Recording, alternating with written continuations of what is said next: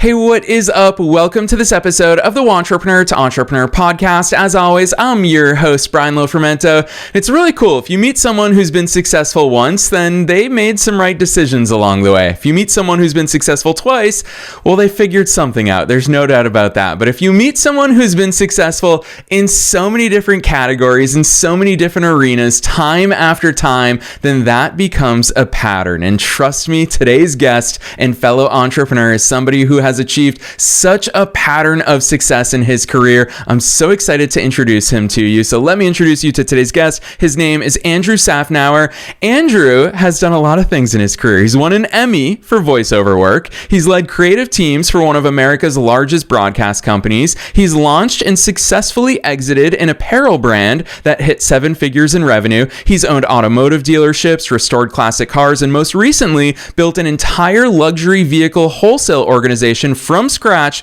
in under 7 months. He's also owned franchises, developed apps, and even got thanked on a hip hop album. Yes, one guy did all of that. Now he leverages this cross-industry experience to help growth companies navigate complex challenges as both a strategic consultant and a leadership advisor. Trust me, this guy is incredible. You're going to love his energy. You're going to love his story. And most importantly, we're going to learn a lot from him. So I'm not going to say anything else. Let's dive straight into my interview with Andrew Safnauer.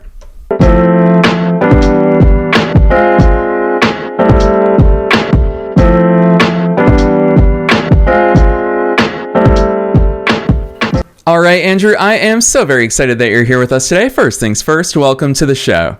Thanks, Brian. Glad to be here. Heck that yes. intro is great, by the way. Who are you talking to today? That's gonna give you all this information. I'm excited to hear about them. Well, Andrew, it's funny that you beat me to the punch there because, truth be told, as a host of this show, 1,300 plus episodes, I have grown so fond of introducing people because I have a tendency of seeing the awesome in so many different people. So you're a fun one to introduce, but it also means that there's a high bar that you're gonna have to live up to today. So I'm gonna kick it back to you. Take us beyond the bio. Who's Andrew? How'd you start doing all these cool things?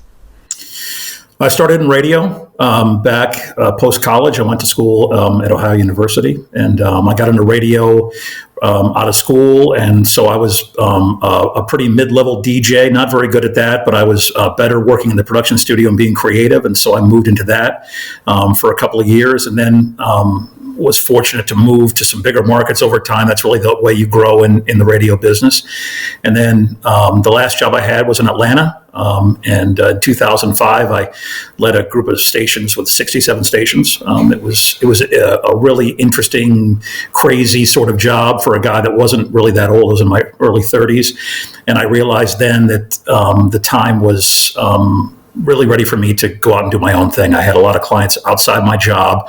The job was fairly stressful. I just didn't love it anymore. And so I moved from working at the radio station, the group of stations there, and moved from Atlanta to Charlotte, North Carolina, and built a studio here and operated that for a number of years, doing both voiceover and audio projects for TV and radio and corporate and all kinds of stuff. Was fortunate to win some awards, like you mentioned. That was really cool. And then along the way, I kept getting bit by the entrepreneurial bug. Really, in the end, people have come to me and opportunities have come to me because I'm known as a guy that gets things done. And so the apparel brand came to me because I had a friend that had this idea when he was on his honeymoon, and he called me and said, I've got this idea for this swimsuit.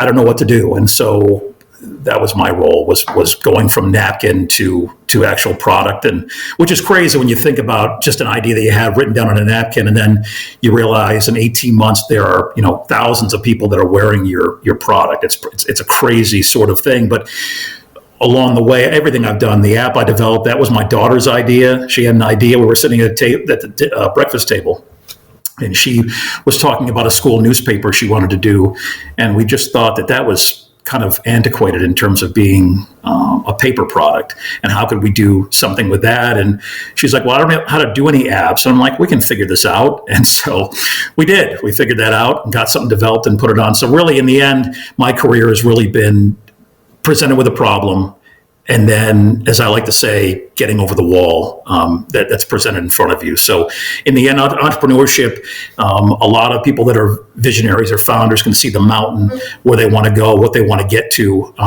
but there isn't really a clear defined path. And I've been willing to walk through a lot of those things where there is no clear path, and being patient and asking questions and being curious and solving the problems as they've come along.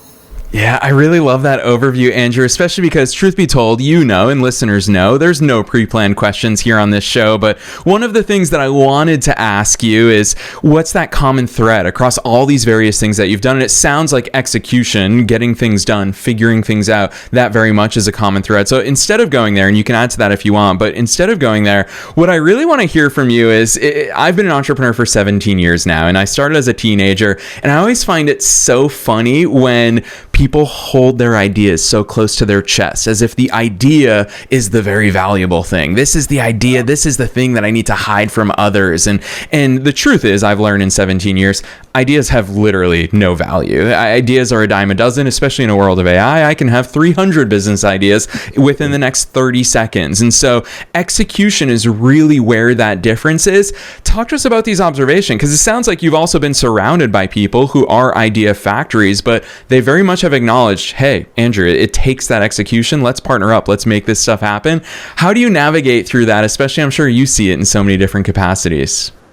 It's funny. I didn't grow up in a house with entrepreneurs. My dad was a school superintendent. My mom was a teacher. My entire mom's side of the family are in education. So it wasn't like I grew up in an area of where it was a hotbed of doing it. And I don't think I ever really thought about it much when I was in high school. You say you started at 17. I worked for a guy that owned an auction service, and it was a standalone kind of business. So I saw how he operated, but I never really thought of myself as that sort of thing. I just realized that I think there was a point early on in my career when I was 22, I took a job that I was not ready for. And I don't know how I got hired, but I did. And when I took the job, I realized that I was woefully unprepared. And so I put in, I hate using the word hustle because I think that's overused, but I hustled to get ready to be able to do that job successfully. I had to put in long days and grind to make myself better. And so what I realized that out of that was I got really good. And so it was that lesson to myself that if I put in the reps and work hard and do well, I can really advance myself. So when it's come to other projects, I just thought, well, when I get to them, I know that if I put the work in and the right work in, I can be successful at it. But you have to put the work in to get better. You can't just show up and think you're going to get better. You have to intentionally do the work to get better. And so every time I've come along to an issue, with the apparel brand, I have zero fashion sense. I had no I had no background in apparel. I had no background in retail. I knew some basic Google AdWords stuff. This would have been circa 2013. I had run some ad stuff for a couple of friends with things, so I understood the basics of it. But we really had no, other than the fact that I was a guy and I wore swimsuits, I really didn't have any sort of idea on how to do that. So it was really being willing to lean in and say, I don't know how to do this, but I'm going to go do it. And so, as you say, ideas are a dime a dozen. People have said to me when we launched the brand, well, I thought of ideas like that. And my thing was always like, well, you should have executed on them then, right? I mean, that's the whole thing. When you have ideas, as you say, they're a dime a dozen. It's getting it done. And what do you do first? I mean, our first thing was, I don't even know what to do with an apparel brand. What do we do? How do we get a pair of shorts made? Well, we probably need a sample version of what we think we want to have done. And so we had a seamstress make a terrible sample pair. It was awful. And we had those made, and we thought we got to be better at this than that. And so we just iterated again and again, and finally realized we need a designer. Okay, where do you find a designer? Google. And so we went on Google, and I reached out to, 5 or 6 designers online, and one got back to me, and I had a call, and she knew I knew nothing, and she walked me through that. I think being curious, being open to asking questions and not knowing what you're doing and being honest with that. And if you're actually listening to people when they are willing to share stuff with you. Was everybody willing to share that I called? No. but you find enough people to find the next step as you go along, where, that the stepping stone comes along and the next step and the next step. And you can't necessarily see 3 steps ahead. You have to be okay with that. You have to be okay with the idea of, I don't know what I'm doing now. I've got this bad sample pair. What's next? Okay. I found I need a designer. What does a designer do? Okay. Now I know a designer needs a tech pack. What does that look like? What does that cost? What do we do? And then you find the right partner and she tells you what's next. And then we had this tech pack. And then it was, making decisions along the way. And that's what my consultancy is all based on now, is making decisions. A lot of times people don't want to make decisions. That's really what holds people back.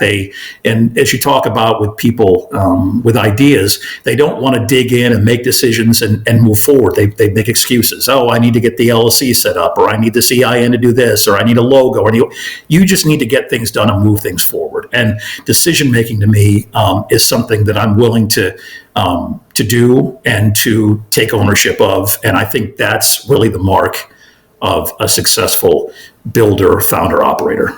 Yeah, so well said. And especially because, Andrew, you touched on one of my favorite words in life and in business. And it's this unseen word that really is the magic sauce behind any successful endeavor. And that is reps. A lot of people look at successful businesses. They look at successful people. They see the results, but they do not see the reps that got them there. And in your case, Andrew, a lot of people might look at your bio and be like, gosh, this guy's been successful at every single thing that he's touched. Truth is, not only did it take reps, but every time that you started something, you didn't start from scratch, you started from experience. And of course, there are those things that you've picked up along the way that transcend just the apparel business, that transcend just the automotive business. There's so many things that you've picked up. What are some of those common threads that along the way you've thought, gosh, I'm going to apply this in a different way? Maybe people don't see the parallel between apparel and automotive dealerships, but what are some of those trends that obviously now you bring to your clients today as well?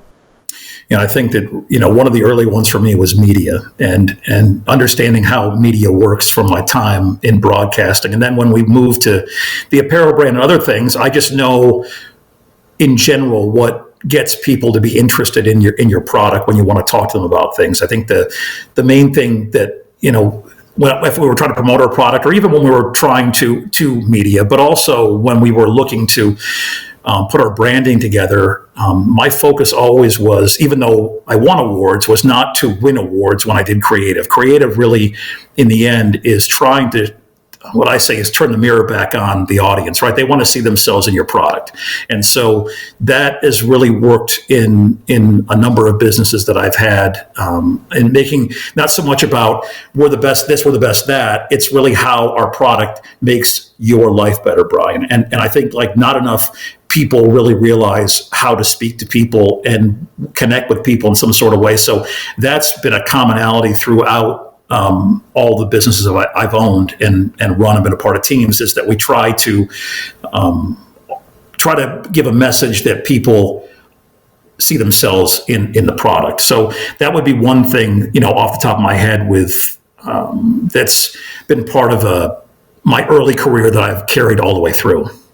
Yeah, I appreciate those insights, especially because as I listen to you tell these real life stories about your own experiences, and of course, I'm sure a lot of them come from the companies and the founders that you also help under 9-5 Partners. But hearing all of these, Andrew, where my head goes is the fact that you clearly understand the inflection points along the way, because even in these stories, it sounds like you ask different questions and you find different answers at different stages of growth. And you've experienced that scale at all different levels of business maturity. So my question to you is, what are those different inflection points that happen along the way? Because hearing those early struggles that, gosh, a lot of listeners are going to relate to about how do I, what should my business entity structure be? How do I get an EIN? How do I get a logo? All of those things. Once you get your first 5 to 10 clients, now you have to ask different questions. So Andrew, with all your experience, what are those different inflection points along the way? And what are the ingredients to get us to those next levels? It's so fun. It's an interesting. It's been different every time we've hit things. I just feel like I'm curious by nature, and I think that there's something for me that I have wanted to. I wanted to learn along the way as I built the different things. So when somebody gets to the point where they've done kind of the early work, or the busy work, right, where they feel like they're doing something, but it's really kind of this base work. They really just have to dig in and make decision. The decision making thing for me is what I've found over time when I work with founders is they're just afraid to. I think there's a lot of safe things they can do. I can get an EIN. There's no skin in the game really for that, right? It's a thing. It's the logo. Yes, there's a little bit of skin in the game, but it's creative and fun, and it does. There's a lot of these real base things that aren't real actual work in the end for what it is. But when it comes time to, you have to make a decision for what a product's going to look like, or what it's going to operate like, or who you're going to do the business with, or how you're going to finance things, that when you get to that decision point, people go, well, I don't know. What do you want to do? What do you think we should do? And I think that's where the real rubber, meets the road, for lack of a better cliche, is that people don't really want to be on the hook for decisions. And so they'll do a lot of this base work. And then when it really comes time to putting money down or moving forward, they don't want to make those decisions. I mean, look, if you and I were meeting today in Tampa and wanted to go to lunch, we would say, hey, what do you want to do for lunch? You could say, I don't know. What do you want to do? What do you want to do? I don't know. And I would know like what I ate yesterday and what I feel like eating today, but I don't want to offend you. And you're like, well, I would go to this place, but the parking's bad. And so we even on a simple thing, when it comes to decision making, people struggle with it. But now when you talk about some of these bigger things like, should I find a partner? Should I scale? Do I pivot? People just don't want to buy into these decisions. And you have to be willing to make decisions and be wrong. Yeah, it's so true. Gosh, it reminds me of something that James Clear wrote about in Atomic Habits, which is one of my favorite books ever. He calls it action versus motion. And if I wanted to lose weight, there's a lot of motion that I can do. I can look up personal trainers in my area. Yep. I can look up diet plans. I can look up so many different things. None of those things actually help me lose weight. Only the action does, of actually doing the things. And you're right. Someone getting an EIN, there's no cost to that. Quite literally, there's no risk. There's no fear of rejection. It's motion. It's something that doesn't actually move the needle. So it's cool to hear from an actual executionist like yourself, Andrew, because that is your superpower. Executioner. I think you should use executionist. Executioner. That sounds harder, man. That's true. All right. So let's go there, because to me, I want to explicitly call these two things out, because I feel like they're superpowers for you. And I'm going to ask you a slightly philosophical question around it. To me, what really stands out, Andrew, obviously I've researched you, our pre-production team researched you when we reached out to invite you onto the show. And two words come to mind: resourcefulness and agency. And I've become so obsessed with these two concepts throughout the course of 2025. I love that Tony Robbins quote of the greatest resource is resourcefulness. And then from an agency perspective, you are such a high agency operator in the fact that you believe that the only person responsible for your success is you. So you will always go find that way. A lot of listeners in our lives, and I'll throw a little bit of shade at society here, societally, we haven't been brought up in that way, Andrew. We've always kind of been taught in traditional schooling environments, traditional corporate environments, that we lean on a boss, we lean on a teacher. There's so many different figureheads that we look to. You've broken through that. And so I'm going to ask you, here's the philosophical part. Is this a skill? Is it a habit? Is it just the way you are? Is it something that we can develop? You've got to talk to us about it, because it seems like such a common thread between your successes across the spectrum. That's an interesting question. I've never really thought deeply on that. I will say that my grandmother was an immigrant from Romania, and she raised herself from the time she was 8 years old until the time she came on her own. And so I think there's probably a little built-in resourcefulness just from my background. And maybe it's in the blood of some way. I just felt like I said early on with that job that I had in radio, where I got this job where I was not ready for that job. And I realized that when I saw the work that I put in gave me results, that just really stuck with me. And I think people need to be willing to have mistakes. We're taught, and I have kids, but we're taught that failure is a bad thing, right? And so, but if you look at failure, I'm assuming, Brian, that you walk. I mean, when you were a toddler, you didn't walk, right? And then you fell down a couple of times, and then you worked to learn how to walk. And so But then we get to school and it's like, well, failure is bad, failure is bad, failure is bad. We've always said to our kids, it was never so much about failure as your effort, right? Like if you do your best, you don't succeed here, then we have things to talk about. But if you don't put the effort in, you fail. That's where failure is really bad, right? But if people are afraid to fail, they don't want to look foolish, they don't want to get in trouble, they don't want to do a million things. And failure are lessons learned, right? That's the whole thing. And if you don't lean into learning through the process, if you're too afraid to fail and then to learn, you're never going to be able to do this and have agency. You have to be willing to say, I could look foolish here. I could totally blow an investment here. This could totally not work. I mean, look, the app that we built was a great app. It was great. But in reality, Google owns the classroom. They have all the tools in the classroom, and we weren't part of Google. And so we spent money and time and effort and promotion and all this kind of stuff. We were in the App Store, we were in Google Play, all the things, and it failed. In the sense that it didn't generate enough money to keep going as a going concern.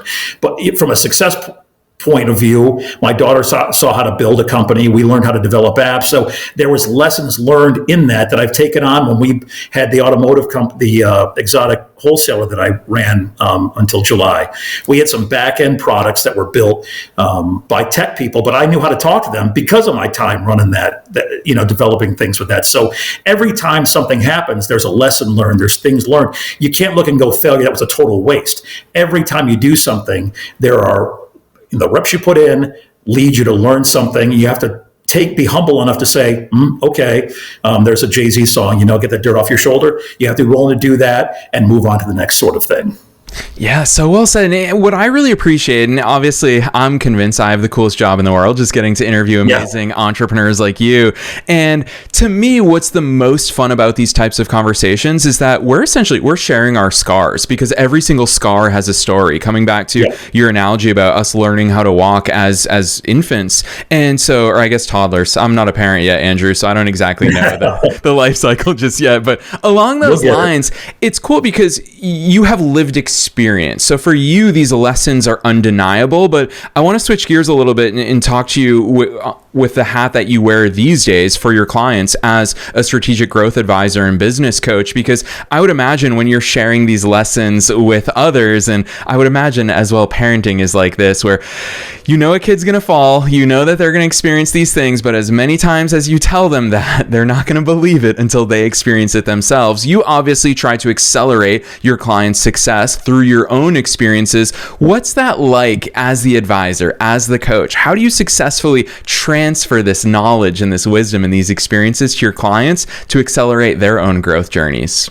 Yeah, I really leaned into the whole decision-making thing just because I felt like it really spoke to me as I look at people and what they do things. So I don't even tell people. I went to a networking event last week and people asked me what I do. And I said, I help leaders and teams make more confident decisions.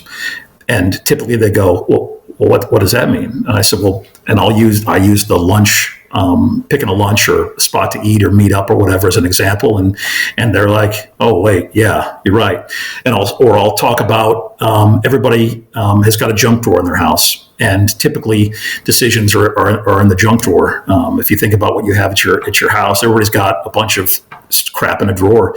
Same thing with when it comes to running a company. You've got these decisions you put away and you don't want to deal with. You open the drawer every once in a while, but you don't really ever lean into actually making the decision because you can kind of get by without making the decision and you can put it off. But at some point, you're going to have to make a decision and you have to open that drawer up and think of the things that are really important to you. And so what I do is we put a cost on those decisions that you're holding back. Is it a people cost, a financial cost? Is it what are you giving up by not making a decision here? And when you quantify it into a sort of thing, whether it's money or growth or whatever, and you realize, why are we not making this decision? Is it because we're afraid, or is it because there's an actual thing impeding us from making that decision? But people keep hiding them away. So really what my consultancy is now is working with founders and teams and leaders to say, what's in your junk drawer? Let's get it all on the table. Find the 3 or 4 things in there that are really important, that are part of what you need to do to grow.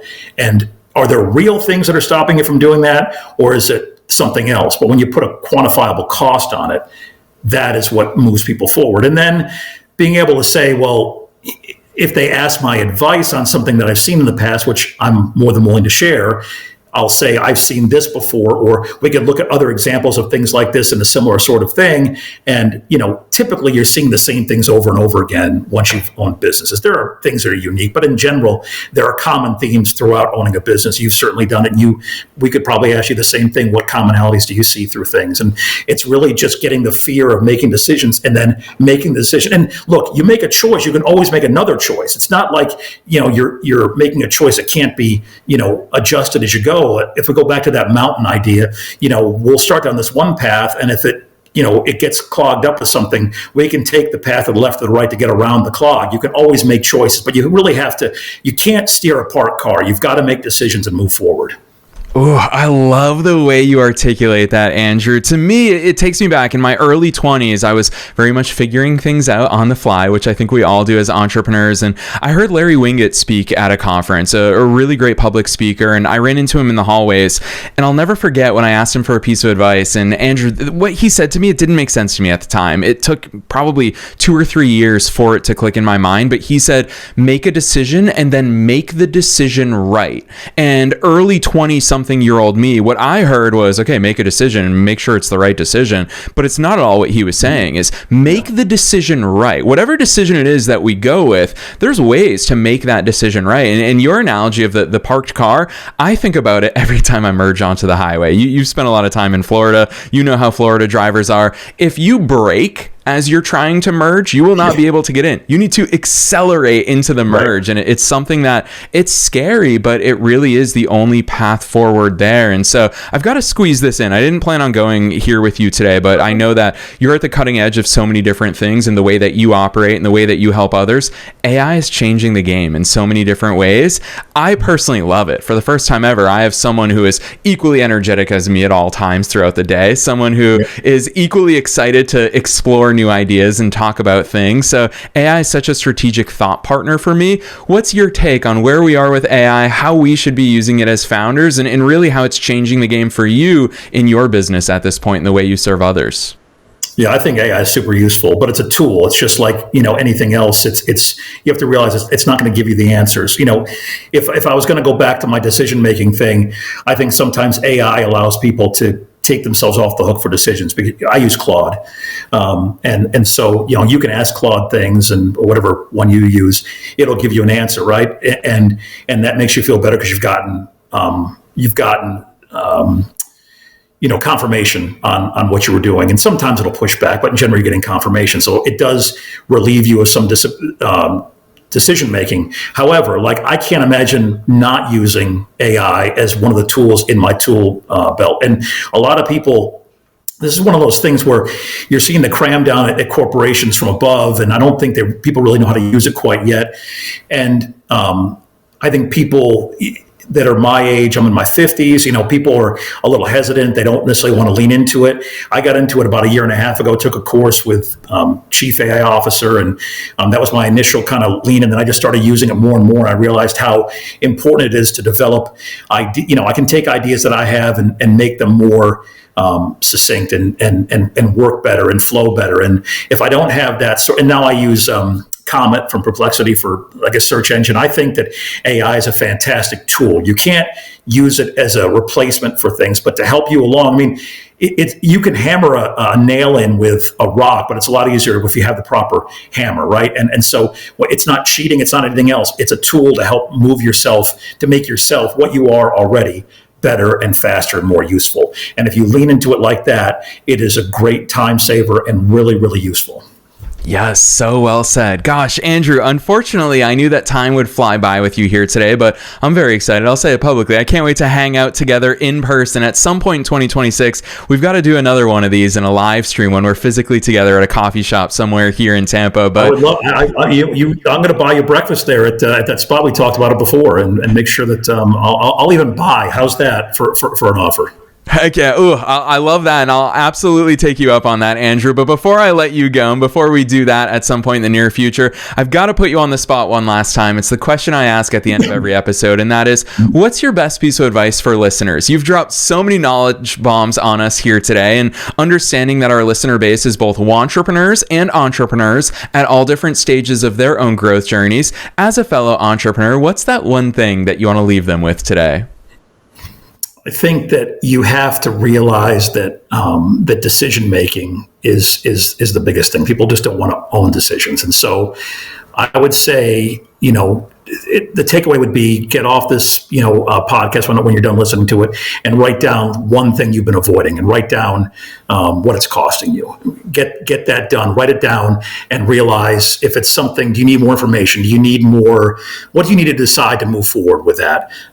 Because sometimes indecision is the problem. It's not really what you're trying to decide, but that indecision is what's holding it back. So really try to sit there and figure out what it's costing you and move forward by making the decision. And once you make one, it becomes a habit. You can move forward from there and keep making decisions and be willing to fail.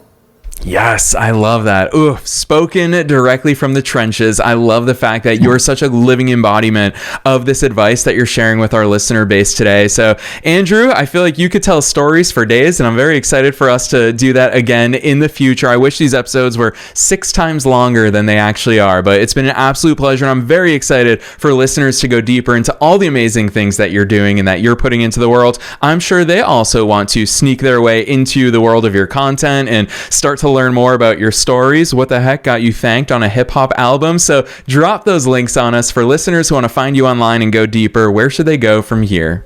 Yeah, if anything I've said today has been of interest to you, if you've got a problem you're dealing with, if you've got a decision that's going on, you can reach out. Email is Andrew@95partners.com. It's NINEFIVE partners.com, or hit me on LinkedIn.